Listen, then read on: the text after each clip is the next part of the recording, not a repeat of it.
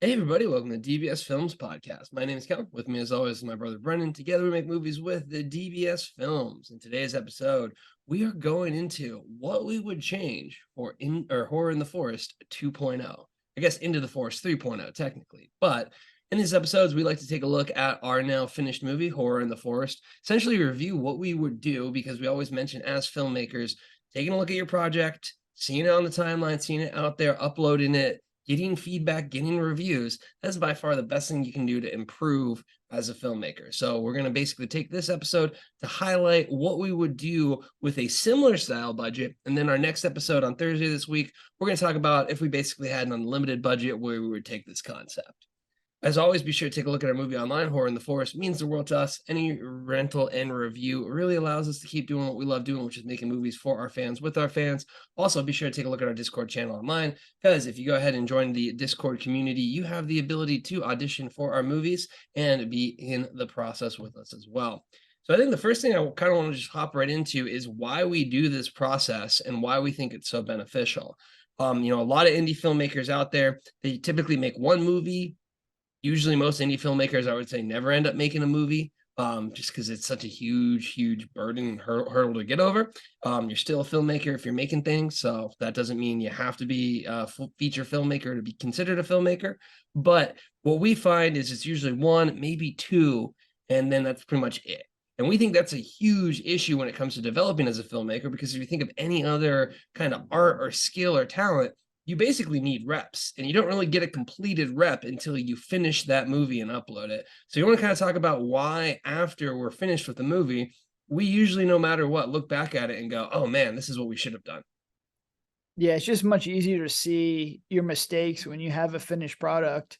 And we highly recommend that you upload something on YouTube or Vimeo or anything. Just get it out to the world for two reasons. Number one, other people will view it and you can get feedback from other people, which is just as important as your own crucial feedback. But the second thing is, when you have a movie in post, you could always add pickups. You can always change music. You can always cut it different. There's literally unlimited possibilities as far as, making your movie better. And it happens to me all the time. I'm like, man, this scene's not perfect. Let me work on it. Let me work on it. Let me work on it. And it just gets to the point where I'm like, I have to upload it because we have deadlines. We have other movies. But if I didn't have those other movies in the pipeline, I theoretically can just continue to hit this and edit it and work on it, forever. And I see a lot of indie films get kind of stuck in that, editing forever purgatory. But once it's uploaded, you can't make any changes. It's a finished product. Like, it's up, and we did our best on it. Everyone did their best on the project. You kind of have to take a step back, and now you give yourself critical feedback. What do we do really well? What do we not do well? And what do we need to improve on? And this is really, I think, the growth as a filmmaker comes from this process. If you listen back to us when we did The Devil in the Room, The Morgan Estate, both of those movies suffered from the same issues, and we never really grew because we never finished those movies and uploaded them. Right now, it's pretty much every time we go to shoot, we release a movie at the same time. We did it with Horror in the Forest while we're shooting Bigfoot. We're going to do it with Cold Grave while we're shooting Girl in Cabin 14.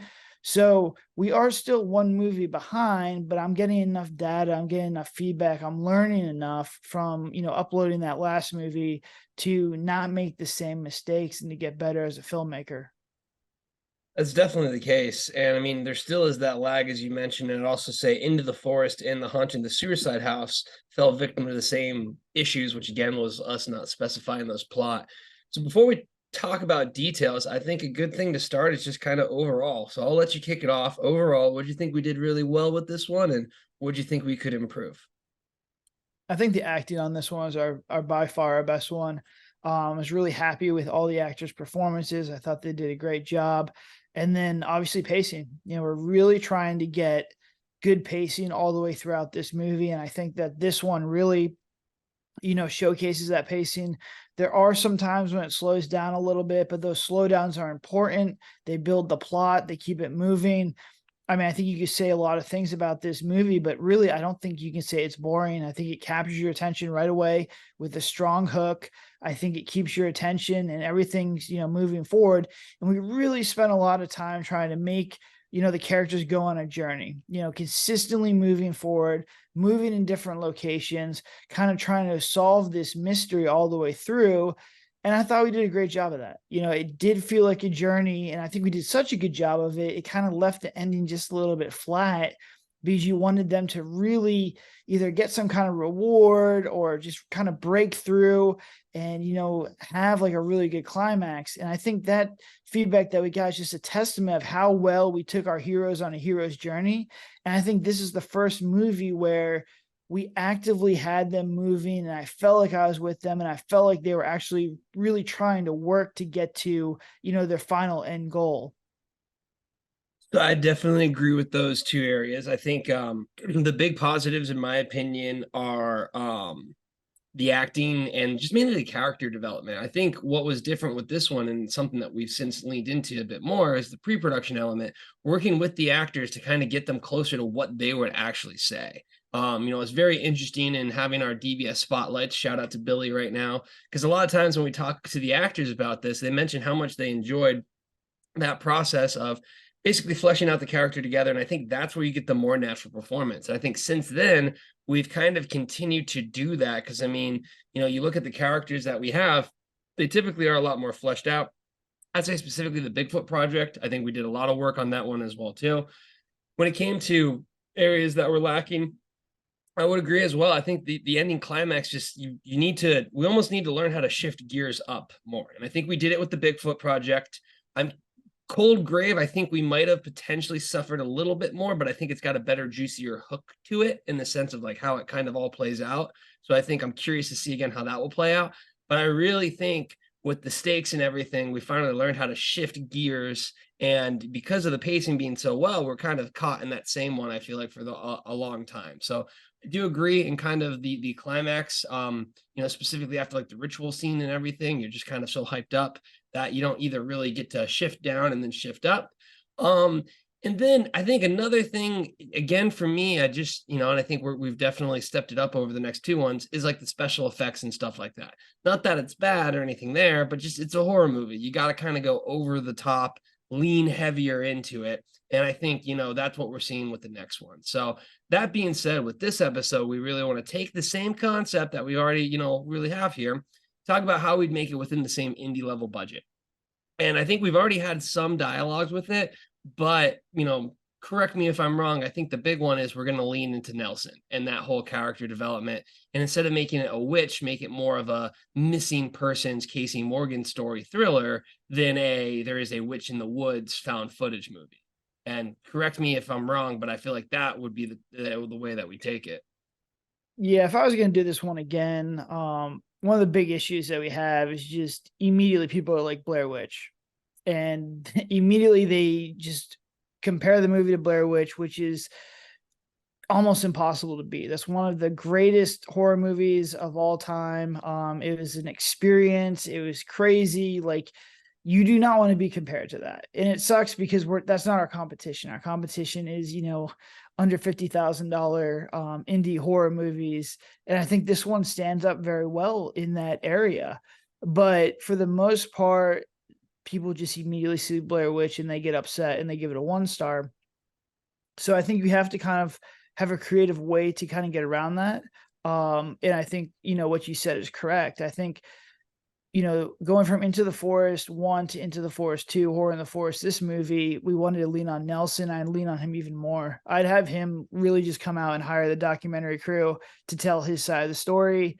In the first half of this movie, maybe the first 2/3 of this movie are just, it's weaving a missing persons case. The police are suspecting him. He says he's innocent.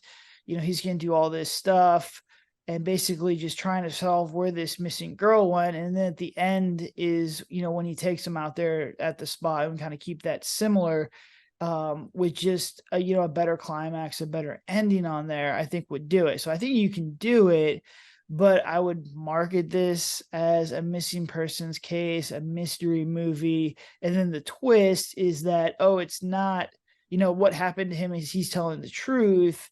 And there is like a paranormal element to it. So it's a paranormal mystery, which I do think will be cooler. I think people will like it, and it gives it a different twist than Blair Witch. Um, but it also shows you the thing that I was like thinking about the other day was like Into the Forest never got compared to Blair Witch or any of that stuff. We never got any of that feedback.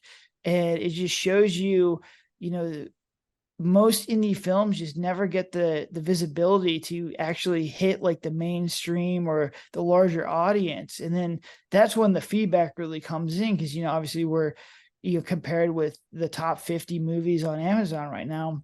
So I thought that was really kind of cool to now, because you're getting more popular, you're getting more eyeballs on there, the reviews shift, the perspective shifts, you're being compared to higher level movies, which I thought was interesting. So again, we're going to make the changes necessary to kind of, take our own spin, because I like The Witches. We film a lot of stuff in the woods.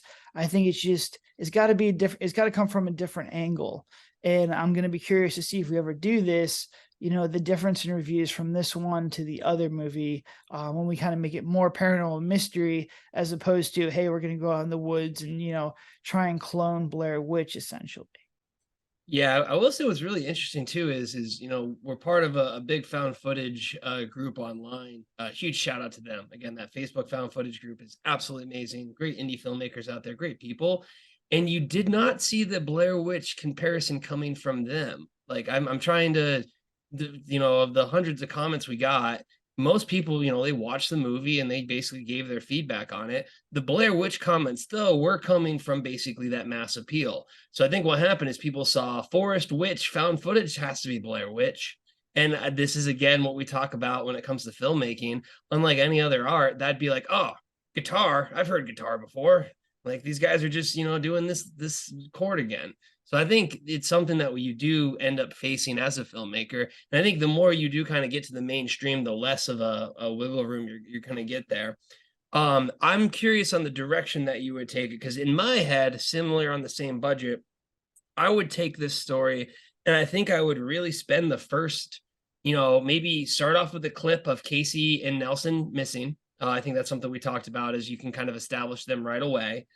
Then I would establish a documentary team, similar to what we have now, and they would be investigating the case. And I'd have it, as a big case, big trial. People have thoughts about it, kind of what we were doing with the Bigfoot project. I think that would be something to kind of chime in here. So when you see that, there was a mystery about the hermit, and I think you can get a good interview up there. You can get some scares, and kind of within the first 20 minutes, it's almost like a quest to find Nelson.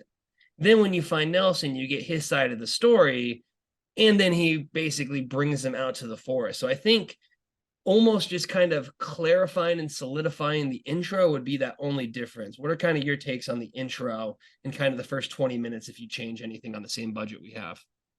Well, it's kind of interesting because we didn't get the feedback yet for Horror in the Forest, but we made these changes subconsciously in the Bigfoot project, where the Bigfoot isn't really a big part of this movie until probably halfway through the movie.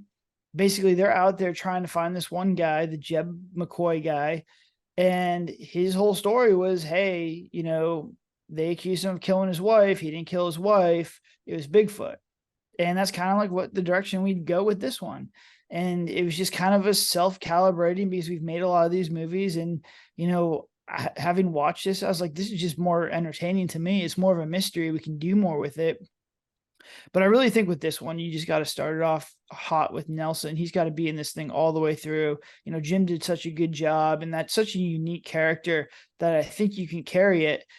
I think the issue would be, and it's still the issue, I think, with this one, is like, to get to that halfway mark where things really start to get interesting, where they really start to go out there, what pop scares are you going to use? What kind of tension are you going to create? And I still think it's like something we're really struggling with still is like the first 30 minutes of the movie, we have to have pop scares. We have to keep the audience engaged.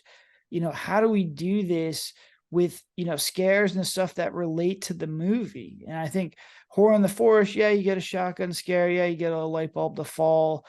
But I don't think that was enough. And I don't think it was like paranormal enough to keep it going. And the same thing with Cold Grave, there's pop scares and stuff in there, but they're not really related to the story. And I think that's kind of like where, if it's related to the story, it doesn't come off as cheap. But if it's not related to the story, that's when people are like, oh, come on, like this is just a cheap pop scare movie. I think we did a better job in the Bigfoot project as far as like the scares were more related to the Bigfoot. But at the same time, I think that this is just something we have to really kind of work on to basically figure out how we either keep the tension, keep the viewer engaged in a horror movie when we're building plot, when we're setting the groundwork for these movies. And it's just something we're going to have to figure out, because right now, I think Girl in Cabin 14, well, I'm excited to see what the Bigfoot project, the feedback is on that one. And Girl in Cabin 14 is kind of a cheat where I'm just going, full steam ahead immediately. And I'm really trying to over calibrate with Girl in Cabin 14, and just, you have no downbeats. You're thrown to an intro, you're thrown to the situation, and you see how long we could hold it. Because that's one way to get around it, I guess, is just throw your characters into the story immediately. But then I think it'd be a problem of how do you lengthen this? Like if we took the intro, then immediately they go to Nelson's cabin or his trailer, and they're in there with that pop scare because he could do the shotgun pop scare. And then immediately they're out there in the woods with the witch. Is that a better movie than sort of the slower burn that we did before? And it's just like, how many things can you do out there in the woods with Nelson before the movie kind of gets repetitive? But I'm kind of thinking that maybe the solution to this problem is just really throw your characters in this situation and just go. And I think for indie filmmaking, that might be our solution. I think slow burn stuff, to pull off a slow burn horror movie, as much as I love slow burn horror, is probably the most difficult thing to do, especially in the indie level. You're really going to rely on your actors a lot. You're going to rely on your scripts, and it's just going to be, it's tough to do, man. It's few and far between slow burn horror movies on the indie under 100K budgets. It's just not seen very much. So I would actually embrace the slow burn, because I'd want to try and I'd want to try and test it. And if any of the concepts we have, I think this one has the most appeal for a slow burn. And what I would embrace and I'd want to try and do is basically it's termed as a mockumentary, in the sense of basically you really style it like a documentary. And I would be very curious if you did it in that style and people basically accept in the first 20 minutes, I'm not necessarily going to get scared, but what is interesting is the story development. You find out something about Nelson, and that, he was an alcoholic. You find like a testimony from like his ex-wife, who thinks that he was the one that did it. They interview the ex-wife. She's screaming at that. They interview the police. And I think if you can get them to kind of embrace that and you capture their attention, then I think actually having that moment of interest. Because I mean, if you really do look at the Blair Witch, what happens pacing wise? Not too much until the very end. There are some good gems of like, them being lost and whatnot. But if you look at that, that's a classic indie trope now.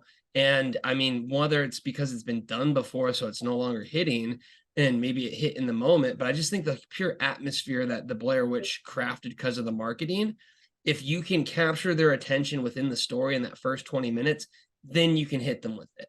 That being said, that intro has to hit. You know what I mean? That intro has to have something to at least be like, okay, wow, I need to keep watching. But I think of all of our concepts, this might actually be the one where you could get away with 25 minutes of plot development if the plot is good, if the story is juicy, if there's mystery. And the only reason I point to that is look to all the murder mystery stuff. And I'd be really curious, if we lean into the thriller element, if we could get some of those Dateline style, podcast style people to come over and really get attached into this story. Because I would really try and, make it that realistic element by highlighting the fact that this was a true case. This was a real case that happened. This team went out there. They're trying to figure it out, almost kind of like making a murderer, but something paranormal happened. So what's kind of your opinion of that? And the reason I bring it up for this one is I think of all of our concepts, like I think Cold Grave we kind of had it a little bit with Cold Grave, but I think, you know, you have again a sole person carrying it. But then I also do agree with you with like Girl in Cabin 14 and any indie filmmaker, it's better to not be boring. So I think I am risking a lot in doing this, but I would be very interested. And I think this concept, because of what we've seen with Nelson, would be the one I want to try it out. Yeah, I think the minute you make a mock, it just becomes different. It's like the people who understand, like it'll be very clear on a trailer, like it's a mockumentary, it's a documentary. And I think that just gets different people. There's different expectations. Like I'm not watching a documentary expecting pop scares. And like I think it'd be at that point you can easily, you know, slow the pace down. But even if the slow the pace down, I think you still have to have, they're not pop scares, but they're like beats of like twists and turns. And I do think there's probably a good chance that we'll try and mock out. And I think this is our best one because the story's already done. I have a better ending. I think we talked about it a couple episodes ago that I think is just better. And we have, like, I thought Jim did a great job. I'd love to have him back and just do a nice, easy mockumentary and just pick up with the last 15 minutes of the movie. I think we can do it. We'll probably end up trying it next year just to see, you know, what the response is. But I think the mock and the mockumentary people and the people who are expecting to watch a horror movie are just completely different. You know, I think we do leverage mocks. I would like to make one. But I think where I think we would struggle with, or at least have to put more brain power, just be the twists and turns of the Nelson story. So it has to be from his perspective, more legal stuff in there. And just add in more twists and turns to really get that mystery going. Because, you know, if you can't do a shotgun scare in a mockumentary, but you can do like twists and turns, and you know maybe they never found any evidence of, you know, something, or you know you can interview other parents and stuff who also saw the witch out there. So there's ways to do it. And I don't think we're done with that story. I really like this story. I think once again, it just needs to come from a different angle and we'll be in good shape. So I will say, you know, from there, I think the story is pretty solid, honestly. Like, again, improve the ritual, improve some of those little details there. But I think the only last thing I would change to this budget level, besides, again, increasing that pacing level and potentially making it mock, would be the final reveal of the witch. And this is something I've mentioned a lot of times. I think one of our biggest limitations is our production value and special effects. We are improving. They are getting much, much better each movie that we're making. But here's the thing, special effects are super difficult. Special effects budgets are super hard, all of those things. But to me, I think the one thing this movie was missing is that ending WTF moment. I look at Paranormal Activities when they finally did like the yank all the way down the hallway. I look at the possession of Deborah Morgan, or it's like Deborah or something, whatever that found footage one was, where she unhinges her jaw and eats the person. Host had one where basically they floated over the pool and then their neck snapped and then they fell into the water. I just think we need one really good spooky looking witch and something crazy. Maybe instead of the pepperoni eyes, Dylan's eyes just burst and explode on camera. Like, again, it would be a very hard thing to do. It is a very limiting element. And the nice thing with this is as we scale up and as we develop, we'll get better at it. But I just think that is what it's missing. It's missing one really big special effect. And I do believe we're getting better at this, specifically Bigfoot. Like, we really brought we brought it in a lot of the scares, but I think you're going to be more than satisfied going into the end of it. But even Bigfoot, I think you can improve that as well too. And it's going to be part of our journey, you know, of what we're doing. But I just think you need that one final exclamation mark of spookiness and really lean into it. And I think that's the nice thing with found footage is you only kind of really need one. You know, you don't really need to show too much. You just kind of need that one. But I think you need to bring it with that one.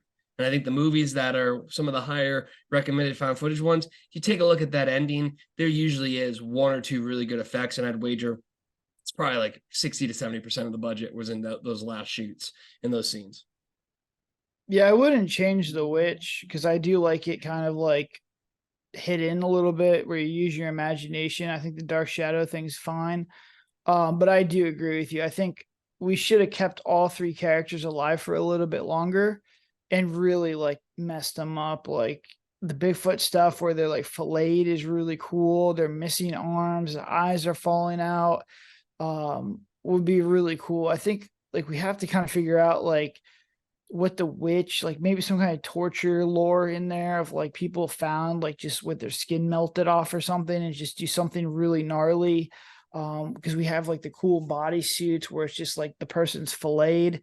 Um, it would be really cool. But yeah, I mean, I agree. I think there needs to be, I would keep the climax like it is with the ritual, but when the witch comes there, I think they really, they really kind of take off. And I think that, that's what's missing. And, people like floating things. So I'd make the witch float. I think that's probably visual effects that we could probably pull off.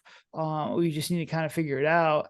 So, I mean, there's like ways to do it, but I mean, once again, if you're doing a mock, you could spend the first hour of the movie in a nice house shooting easy stuff, and then just spend the entire budget on that last 15 minutes. I think you get a good movie, because I do like this story. I really do. I think it's really cool. There's a lot of layers to it.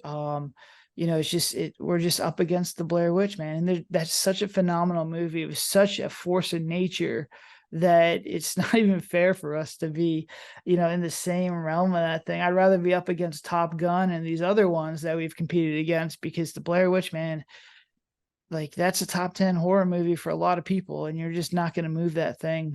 So I think coming at it from a different angle is going to be smart. I think we can get a better story on there. I think it's going to really challenge us to write something where we're not relying on pop scares. I think I'm excited for that challenge. I think it'll be really cool to, have story beats and twists and turns, and really, be able to focus with the actors, because there's no real crazy setups. It's just, documentary style. No, you're not going to stop me with the pop scares. We're going to do an interview. C-stand's going to fall down. It's going to smash at the glass. We're still going to get you. But yeah, I mean, I think again, we have something there. It's really cool. And what I'm really looking forward to is at some point in time, I think we're going to like look at this idea and be like, this is it. This is the final version. We don't have the limitations when it comes to the budget and something like that. We can finally polish the idea and hang it up on the shelf. And, it's taught us so many things. We've learned so much from Into the Forest. We've learned so much from Horror in the Forest, not just, again, on the big structure of things, but just the little tactical thing, how much we've improved as a production company. Just in, the past few features is amazing. So again, we always recommend it. Always want to give you guys a little insight here. Next episode is going to be a little bit fun, because we are going to open ourselves up to an unlimited budget, and I'm curious to see where Brendan's mind rolls there. Unlimited budget for Brendan is probably like $5,000 extra in the sense of it, but I think it's going to be something really cool to do. So be sure to stick around for that one. As always, take a look at Horror in the Forest. It is online. You can rent and review it. That means the world to us. On top of that, be sure to take a look at our Discord channel online, because we make movies for our fans with our fans. If you ever want to be in a movie, if you want to be on set with us, all you got to do, join the Discord. Until then, have a good one, my friends.